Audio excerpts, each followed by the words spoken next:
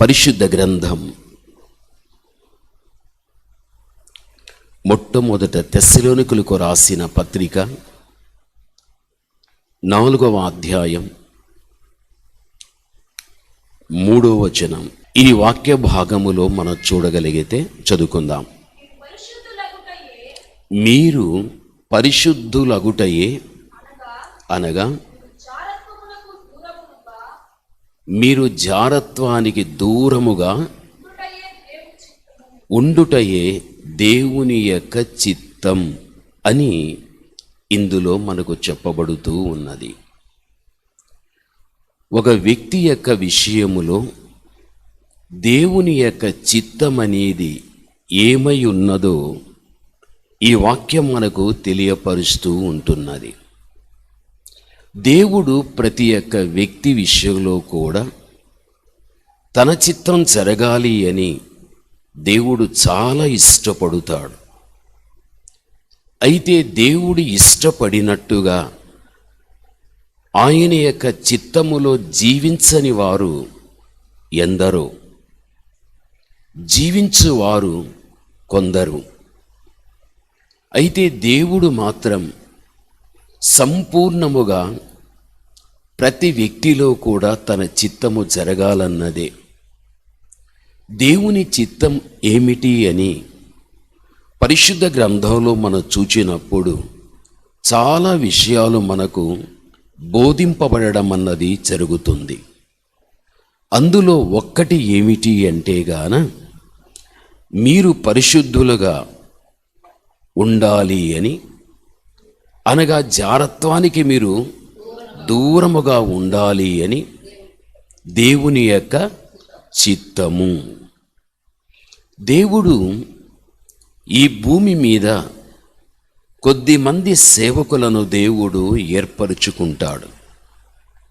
ఆయన కొన్ని సంఘాలను భూమి మీద స్థాపించగలుగుతాడు.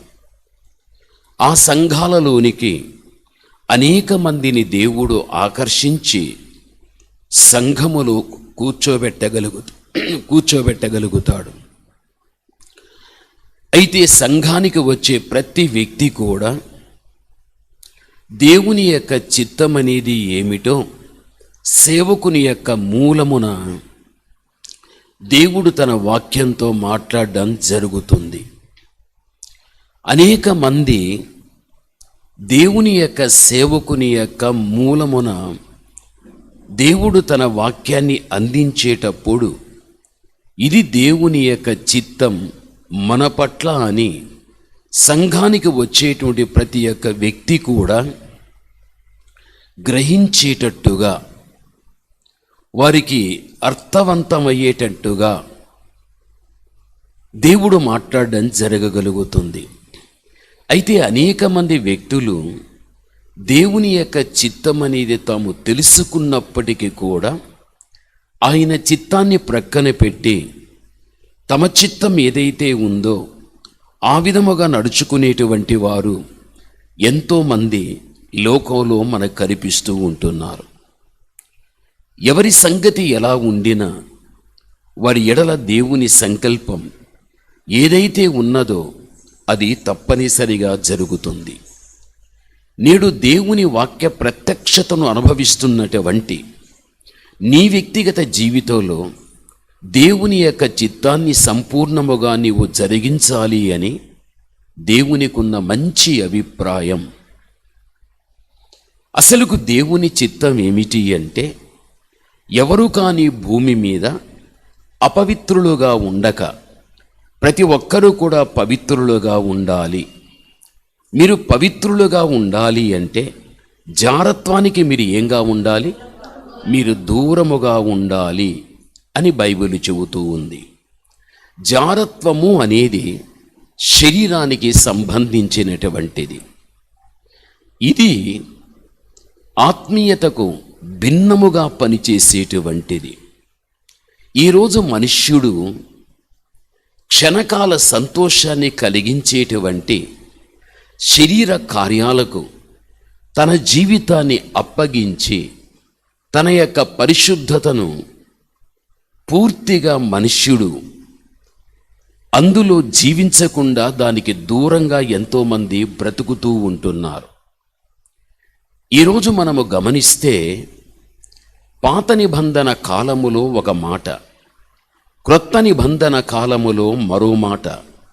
అసలుకి ఇందులో ఉన్న మాట ఏమిటి, అందులో ఉన్న మాట ఏమిటి అన్నది మనం ఆలోచించగలిగితే, పాత నిబంధన కాలములో స్త్రీ పురుషులు అనేటువంటి వ్యక్తులు, అనగా భార్య ఉండి పిల్లలు ఉండి పరస్త్రీతో సంబంధాన్ని కలిగి ఉంటే దానిని వ్యభిచారము అంటారు. లేక భర్త ఉండి పిల్లలు ఉండి కూడా మరో పరపురుషునితో సంబంధం పెట్టుకుంటే దానిని వ్యభిచారము అని బైబిల్ చెబుతూ ఉంది. క్రీస్తుని నమ్ముకున్న క్రైస్తవ సమాజములో ఇటువంటి పనికి మాలినటువంటి కార్యాలను చేసి ఎంతోమంది ఆత్మీయతలో పతనమైపోయిన వారు మన కంటికి కనిపిస్తూ ఉంటున్నారు. ఇది పాపము అని పాత నిబంధన గ్రంథం గట్టిగా చెప్పగలిగారు. అయితే యేసుక్రీస్తు ప్రభుల వారు లోకానికి వచ్చిన వెంటనే మీలో ఏ వ్యక్తి అయినా ఒక పరస్త్రీని మీరు చెడ్డగా చూడగలిగినట్లయితే అప్పుడే ఆమెతో మీరు హృదయమందు వ్యభిచారము చేసినట్లు అని యేసుక్రీస్తు ప్రభుల వారు ఈ విధముగా చెప్పగలిగాడు. అక్కడేమో స్త్రీ పురుషుల సంపర్కం వ్యభిచారం, అది అక్రమముతో కూడినటువంటిది. అయితే ఇక్కడైతే గాన నీవు ఒక స్త్రీని ఒక చెడ్డ చూపు నీవు చూడడమే ఆమెతో నీవు తప్పు చేసినట్లు అని యేసుక్రీస్తు ప్రభుల వారు చెప్పడము మనము చూస్తూ ఉన్నాం. దీన్ని బట్టి చూడగలిగినట్లయితే యేసుక్రీస్తు ప్రభు యొక్క దృష్టిలో ఒక పురుషుడు ఒక స్త్రీని మోహపు చూపు చూడడమైనా, లేక ఒక స్త్రీ వచ్చి ఒక పురుషుణ్ణి మోహపు చూపు చూడడమైనా, లేకపోతే ఒక పురుషుడు ఒక స్త్రీని గురించి చెడుగా ఆలోచించడమైనా, లేక ఒక స్త్రీ కానీ ఒక పురుషుణ్ణి గురించి చెడుగా ఆలోచించడమైనా, ఇవి ఎప్పుడైతే జరగగలుగుతుందో స్త్రీ పురుషుల మధ్యన ఆ వ్యక్తి ఆ విధముగా తాను పాపము చేసినట్లు అని యేసు ప్రభుల వారు స్పష్టంగా చెప్పగలిగాడు. అనగా దీన్ని బట్టి చూడగలిగితే చూపే ఒక వ్యభిచారముతో సమమైనది అని అన్నప్పుడు ఆయన పరిశుద్ధతను ఎంతగా మానవ జీవితంలో ఉండాలి అనే విషయం మనము తెలుసుకోవలసిన విషయం. ఒక చూపుతోనే తప్పుని చెప్పేస్తూ ఉంటున్నాడు అంటే దీన్ని బట్టి చూడగలిగితే మనిషి యొక్క జీవితములో మనుష్యుడు సంపూర్ణమైనటువంటి పరిశుద్ధతకు ప్రథమ స్థానం అనేది ఇవ్వాలి. చూపైనా, మాటైనా, ఆలోచనైనా, చేతి పని అయినా, హృదయ తలంపులైనా, వేసే అడుగు అయినా, అనగా ఒక వ్యక్తి యొక్క జీవితములో శరీర సంబంధమైనటువంటిది అది ఎటువంటిదైనప్పటికీ కూడా అది అపవిత్రమైనటువంటిదే. దాని వలన మనుష్యుడు పరిశుద్ధతను పోగొట్టుకుంటున్నాడు. పరిశుద్ధతను పోగొట్టుకున్నవాడు పరిశుద్ధుడైనటువంటి దేవునికి ఎలా ఇష్టమైనటువంటి వాడుగా జీవించగలుగుతాడు? అసలుకు జీవించలేడు. నేను అమెరికా ప్రాంతానికి వెళ్ళినటువంటి తర్వాత నేను విన్న విషయం ఏమిటి అనగా, అక్కడ 15 సంవత్సరముల యొక్క వయస్సు కలిగినటువంటి యువతులు అంటే స్త్రీలు అనేక మంది వ్యక్తులు వివాహము చేసుకొనకుండా అక్కడ వారు పాపము చేసి గర్భాన్ని సంపాదించి ఆ తర్వాత గర్భస్రావరము చేయించుకుంటూ ఉంటున్నారు. ఇది దరిదాపు అమెరికా ప్రాంతములో చూడగలిగితే 60% అనేక మంది యవ్వన స్త్రీల యొక్క పరిస్థితి ఈ విధంగానే నేటి వరకు కూడా ఉంటూ ఉన్నది. ప్రభునందు ప్రియమైన వాళ్ళారా, ఒక దేశపు యొక్క చరిత్రను మనము చూడగలిగితే యవ్వన ప్రాయములో ఉన్న స్త్రీలు వివాహమాడలేదక్కడ. చాలామంది వివాహమాడలేదు. ఒంటరిగా బ్రతకటానికి ఇష్టపడుతూ ఉన్నారు. ఒంటరిగానే జీవించటానికి వారు ఇష్టపడుతూ ఉన్నారు. తల్లితో తండ్రితో వారితో కూడా జన్మించినటువంటి వ్యక్తులతో కూడా కలిసి బ్రతకటానికి ఇష్టపడలేదు. ప్రభునందు ప్రియమైనటువంటి వాళ్ళారు, చాలామంది గర్భస్రావరం చేయించుకునేస్తూ ఉంటున్నారు. అది ఏ వయస్సు నుండి? 15 సంవత్సరముల వయసు ప్రారంభమైన తర్వాత ఇటువంటి జీవితం అనేక మంది వ్యక్తులలో కనబడుతూ ఉంటున్నది. బైబిల్ ఏం చెబుతున్నది? లోకాధికారి ఎవరు? సాతానే. వాడు పాపానికి ఏమై ఉన్నాడు? మూలపురుషుడై ఉంటున్నాడు. అందుకే పాపమనే ఆయుధము చేత యవ్వన ప్రాయములో ఉన్న పురుషుని అయినా, యవ్వన ప్రాయములో ఉన్న స్త్రీలైనా జారత్వంలోనికి దింపి పరిశుద్ధతకు దూరం చేసి దేవుని చిత్తం అనేది జరగనివ్వకుండా ఎంతమంది జీవితాల్లో పాడు చేస్తుంటున్నాడో ప్రస్తుతం ఈ బాహ్య ప్రపంచములో వింటున్నాం, కంటితో చూస్తూ ఉంటున్నాం. ఇటువంటి భయకంపితమైన దుర్భర పరిస్థితి ఎక్కడ కానీ జీవితములో రాకుండా ఉండునట్లు దేవుడు మనము మెలకువ కలిగేటువంటి కొన్ని విషయాలు దేవుడు మనకు తెలియపరచడం అనేది నిజముగా మనమెంతో ధన్యులం, మనమెంతో భాగ్యవంతులం. ఎందుకు అనగా మనం ఈ భూమి మీద ఉన్నంతకాలం నీవు ఏ దశకు సంబంధించిన వ్యక్తివైనా భవిష్యత్ అనేది దశల దశలుగా నీవు దాటుకుంటూ వెళ్ళేటప్పుడు నీ జీవితములో శరీర సంబంధమైన క్రియకు, జారత్వానికి సంబంధించిన క్రియకు ఎప్పుడైతే నీవు దూరం అవుతావో, అటువంటి విషయములో ఎప్పుడు నిగ్రహ శక్తి ఉంటుందో నీవు పరిశుద్ధతను స్వతంత్రించుకోగలుగుతావు. నువ్వు పరిశుద్ధతలో ప్రయాణం చేస్తావు. నీ చూపు మంచిదై ఉంటుంది, నీ నోటి మాట మంచిదై ఉంటుంది, నీ హృదయ తలంపులు మంచివై ఉంటాయి, నువ్వు చేసే చేతి పని మంచిదై ఉంటుంది, నువ్వు వేసేటువంటి అడుగు మంచిదై ఉంటున్నది. అనగా శరీరములో అమర్చబడిన ప్రతి అవయవము కూడా పరిశుద్ధతలోనే అభ్యాసం చేసుకుంటూ ఎప్పుడైతే మన జీవితాన్ని మనం ముందుకు నడిపించుకోవడం జరగగలుగుతుందో పరలోకం సొంతం చేసుకుంటాం. చివరికి నిత్య నరకాగ్ని మనకు దూరమైపోవడం అనేది జరగగలుగుతుంది. అందుకే బైబిల్ చెబుతున్నది, మీరు జారత్వమునకు దూరముగా ఉండి మీరు పరిశుద్ధంగా జీవించగలిగితే అదే మీ పట్ల నా యొక్క చిత్తమై ఉంటున్నది. ఈరోజు దేవుని బిడ్డలుగా మనము ఆయన చిత్తాన్ని జరిగించే వ్యక్తులుగా ఉండాలి. అసలుకు నేనెందుకు దేవుని చిత్తాన్ని జరిగించాలి?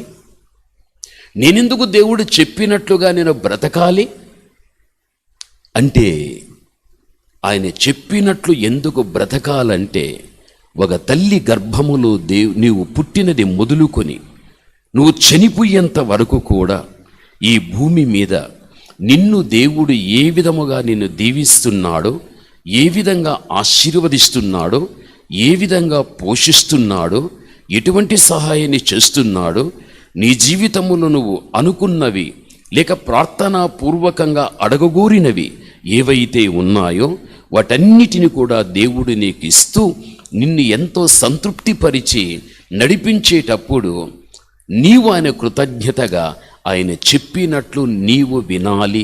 అది దేవుని చిత్తం.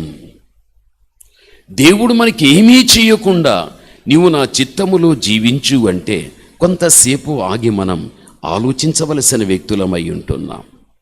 అయితే తల్లి గర్భములో పుట్టింది మొదలుకొని దేవుని పిలుపు వచ్చేంత వరకు కూడా నువ్వు ఎంత దేవుని నుండి ఆశీర్వాదాన్ని పొంది ఉన్నావో, నువ్వెంతగా దేవుని దగ్గర మేళ్ళు అనుభవించావో, నువ్వెంతగా ఈ భూమి మీద హెచ్చించబడగలిగావో, ఇవన్నీ నీ మనసుకు వచ్చిన తర్వాత నిజమే నేను ఆయన కృతజ్ఞతగా ఉండాలి, నేను ఆయన చెప్పినట్లుగా నేను నడుచుకోవాలి అనేటువంటి ఆలోచన నీకే పుట్టడం అనేది జరుగుతుంది.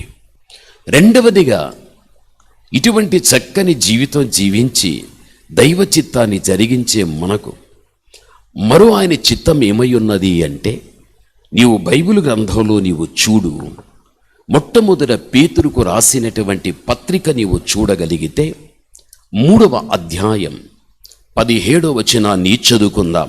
అలాగు ఉన్న ఎడల చూడండి, దేవుని చిత్తం అలాగూ ఉండిన ఎడల అని అంటూ, కీడు చేసి శ్రమపడుట కంటే మేలు చేసి శ్రమపడుటయే బహుమంచిది. ఇది ఎవరి చిత్తము? దేవుని యొక్క చిత్తము. బైబిల్ చాలా స్పష్టంగా చెబుతూ ఉన్నది. ప్రభునందు ప్రియమైనటువంటి వాళ్ళ, ఇక్కడ మనం గమనించవలసిన విషయం, మనము మేలు చేసి కీడు అనుభవించుట కంటే, చూడు, మేలు చేసి శ్రమపడుటయే బహుమంచిది. కీడు చేసి, ఒక వ్యక్తి కీడు చేశాడు అంటే దానికి బదులుగా వాడు ఏమనుభవిస్తాడు? శ్రమ అనుభవిస్తాడు. మనమంటాం, అయ్యా ఈ వ్యక్తి ఎందుకు శ్రమ అనుభవిస్తున్నాడు? ఈ శ్రమ ఈ వ్యక్తికి రావటానికి ఆ వ్యక్తి యొక్క కీడే. ఆ వ్యక్తి కీడే. కీడు మానవుణ్ణి శ్రమ పెడుతుంది.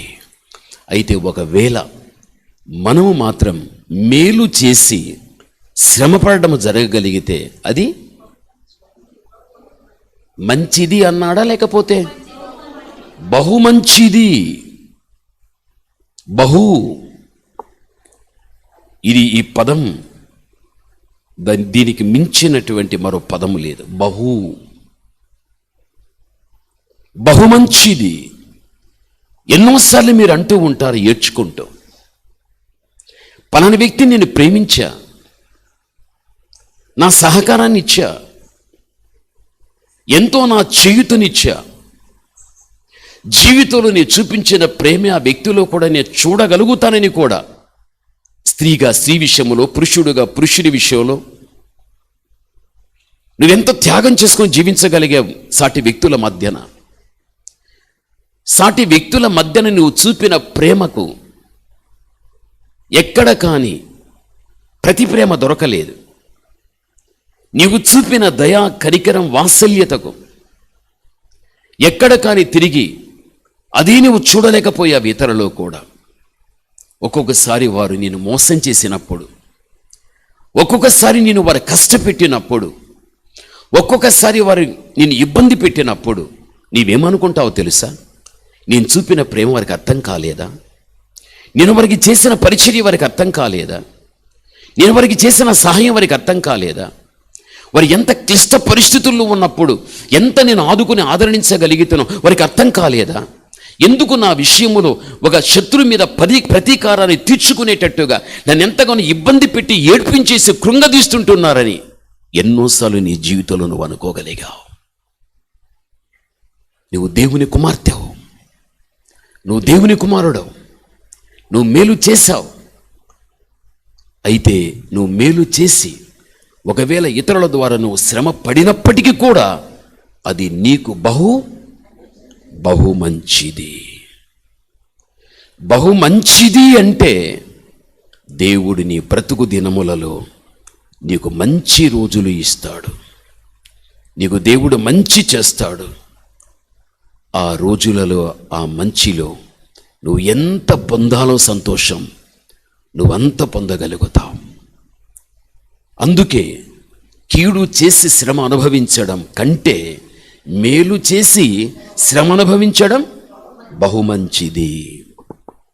ఇది ఎంతో మంచిది. నేను శ్రమపడ్డా, ఎంతో నన్ను హింసించారు, ఎంతోమంది బాధ పెట్టారు, ఎంతోమంది కృంగదీశారు, ఎంతోమంది కళ్ళలో నీళ్లు తెప్పించగలిగారు నా సంవత్సరముల యొక్క సేవలో. అయితే ఈ పరిశుద్ధ గ్రంథం దగ్గరికి వెళ్ళినప్పుడు, వీటిని చదివేటప్పుడు దేవుడు నాతో మాట్లాడుతున్నాడని ఇవే నాకు ఓదార్పిచ్చాయి, ఇవే నాకు నెమ్మదిచ్చాయి, ఇదే నాకు ధైర్యం ఇచ్చింది, ఇదే నన్ను ముందుకు నెట్టింది. బాధ పెట్టే వ్యక్తులు ఎంతమంది నీ మీదికి లేచినా వారి గురించి ఆలోచిస్తూ సాగే నీ ప్రయాణం ఆపవద్దు, నువ్వు చేసే పనిని ఆపకుండా నువ్వు ముందుకు వెళ్ళిపో అని ఒక వ్యక్తి నా ప్రక్కన ఉండి నెట్టినట్లుగా ఈ వాక్యం నన్ను నెట్టుకుంటూ వచ్చింది. ఈ రోజు వరకు కూడా, ఇప్పటి వరకు కూడా బాధించేవాడు బాధ పెడుతూనే ఉన్నాడు, అబద్ధాలు చెప్పేవాడు అబద్ధాలు చెబుతూనే ఉన్నాడు, ఎక్కడ కృంగదీయాలో తీసేవాడు కృంగదీస్తూనే ఉంటున్నాడు, ఒక ముల్లులాగా. అయినా ఆ పరిస్థితులలో దేవుడు నన్ను ప్రేమించి నాకిచ్చిన గ్రంథం దగ్గరికి వెళ్ళి దాన్ని విప్పి నేను చదివినప్పుడు నన్ను అర్థం చేసుకున్న దేవుడు నన్ను ధైర్యపరచటానికి, నాకు అవసరమైనటువంటి విషయాలను చదివేటప్పుడు దేవుడు నాకు వాటన్నిటిని కూడా ఆయన నా ప్రక్కన ఉండి మాట్లాడి ధైర్యపరిచి నన్ను ముందుకు నెట్టినట్టుగా ఈరోజు వరకు కూడా జరుగుతూనే ఉంది. నీ జీవితంలో నువ్వు మేలు చేశావు, అయినా నువ్వు శ్రమ పడుతున్నావు, అది నీకు బహు మంచిది.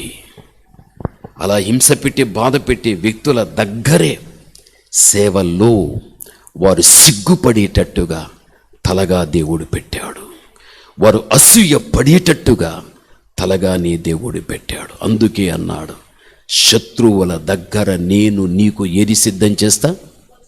భోజనం సిద్ధం చేస్తా. దేవుడు తప్పనిసరిగా నీ జీవితంలో దేవుడు అనేకుల ఎదుట నిన్ను మెచ్చుకోదగినటువంటి స్థితిలో దేవుడు పెట్టి, నేను నీతో కూడా ఉన్నానని చెప్పి అప్పటి వరకు పడుతున్నటువంటి నీ అంతరంగ బాధను తొలగించి నీ హృదయం నిండా కూడా దేవుడు ఒక ఆదరణ అనేది దేవుడు ఇస్తాడు అన్న విషయము మరిచిపోవద్దు. దేవుని చిత్తమేమిటి అంటే గాన నీవు మేలు చేసి నీవు శ్రమ పడడము దేవుని యొక్క చిత్తము. బైబిలు గ్రంథములో సౌలు దావీదుకు కీడు చేయాలని, సౌలు దావీదుకు శ్రమ పెట్టాలి అని ఆ విధంగానే కీడు కలిగించాడు, శ్రమ పెట్టగలిగాడు. చివరికి సౌలే దావీదుని ఏమన్నాడు తెలుసా? ఓ దావీదా, నేనేమో నీకు అపకారం చేయటానికి వచ్చా, నీవు నాకు ఉపకారం చేశావు. నేనేమో నిన్ను చంపాలని చూచా, అయితే నీవు నా విషయములో మంచి ఉపకారం చేశావు, నన్ను చంపకుండా నన్ను బ్రతకనిచ్చావు, నీవు నాకంటే నీతిమంతుడవయ్యా అని మొట్టమొదట సమూయేలు 24వ అధ్యాయం 17-19 ఇంటికి వెళ్ళి మీరు చదువుకోనండి. దేవుని బిడలైన మన జీవితంలో దావీదు భూమి మీద మనలాగా జీవించినప్పుడు ఎంతోమందికి మేలు చేశాడు, అయితే వారు ప్రతి మేలు కాకుండా అతనికి ప్రతికీడు చేశారు.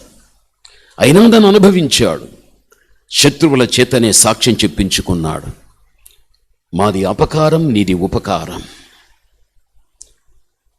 నిన్ను చంపటానికి వచ్చా, అయితే దేవుడే నీవు నన్ను చంపటానికి నన్ను నీ చేతికిచ్చా, అయినా నీవు నన్నేం చేయలేదు? చంపలేదు. దావీదు యొక్క జీవితంలో దేవుడు మెచ్చుకోదగిన జీవితము దావీదు జీవించగలిగాడు. నువ్వు దేవుని కుమార్తెవు, నువ్వు దేవుని కుమారుడవు. ఇటువంటి జీవితం నీలో ఉండుటను బట్టి నీవు కూడా దేవుని దగ్గర మెచ్చుకోదగిన దానివి, మెచ్చుకోదగినటువంటి వ్యక్తివి. ఇటువంటి శ్రేష్టమైన జీవితంతోనే మనము జీవిద్దాం. తప్పనిసరిగా ఒక రోజున దేవుడు మెచ్చుకొని ఆయన సిద్ధపరిచిన పరలోకంలో స్థానం అనేది దేవుడు ఇస్తాడు. కాబట్టి ఈ సమయం మొదటి దేవుని చిత్తం ఏమిటి అంటే, జారత్వానికి నువ్వు దూరమైపోయి నువ్వు పరిశుద్ధంగా జీవించడమే దేవుని యొక్క చిత్తము. రెండవది ఏమిటి అంటే, నువ్వు మేలు చేసి శ్రమ పడడము దేవుని యొక్క చిత్తం. అది దేవునికి బహుమంచిది.